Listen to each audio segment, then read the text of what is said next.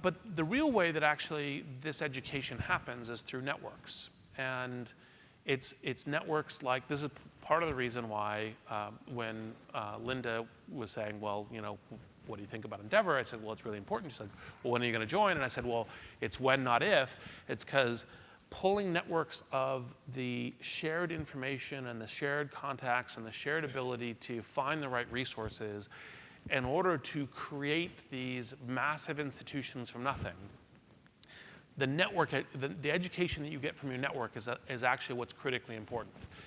And so, like, for example, one of the things that I frequently tell entrepreneurs, like when an entrepreneur has an idea and they come and they say, well, who should I talk to about it? And it's like anyone who can possibly give you good feedback. Now, you don't publish it to the web maybe because you don't necessarily get good feedback there, but anyone who can give you good feedback, you go and tell them your idea and you talk to them about it, because the way that you have a competitive advantage is not because, oh, I have this idea and other people don't have it, and the moment they have it, I'm going to lose a competitive advantage. It's because you're in motion on it. You're assembling the network around your idea. You're getting the co-founders, the employees, the potential customers. You're moving and you're adjusting by talking to a number of people to getting to the right target. And so just someone else having the idea, that's not the impact. And so it's the network that essentially provides the education.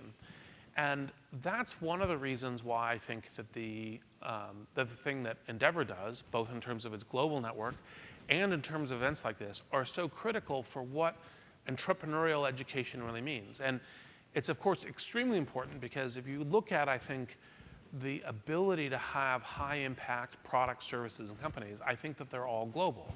And so a global focus is, I think, extremely important. Now, it's interesting when it gets to thinking about entrepreneurial companies and venture because part of the thing is it has to start local and rooted. You have to get a team together. They have to have an idea. They have to have an aperture that they're trying to drive their strategy through.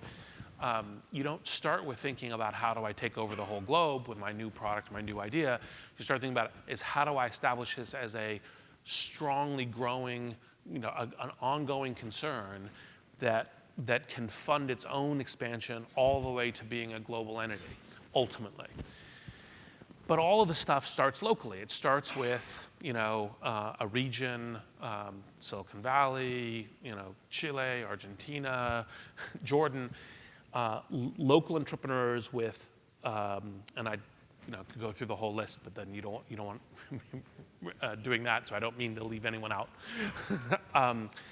But and then how does that grow? And then how does that get onto the global stage? And so that's one of the reasons I think putting time into this is extremely important. But here's the thing I think is particularly interesting when it gets to entrepreneurial education, which is I think it's the importance of these memes and of this learning is going beyond just founding companies.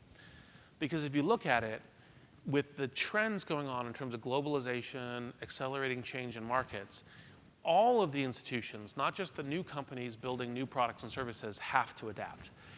Which means every individual now needs to act more entrepreneurially. It doesn't mean that every individual is going to found a company. Actually, I think relatively few folks go through all of the different complexity and assembling all the different problems you need to solve to found companies. But that I think every career is now entrepreneurial, because I think it's both entrepreneurial by which the way that you operate within an organization, within a company, is the market's changing and you need to help the company adapt.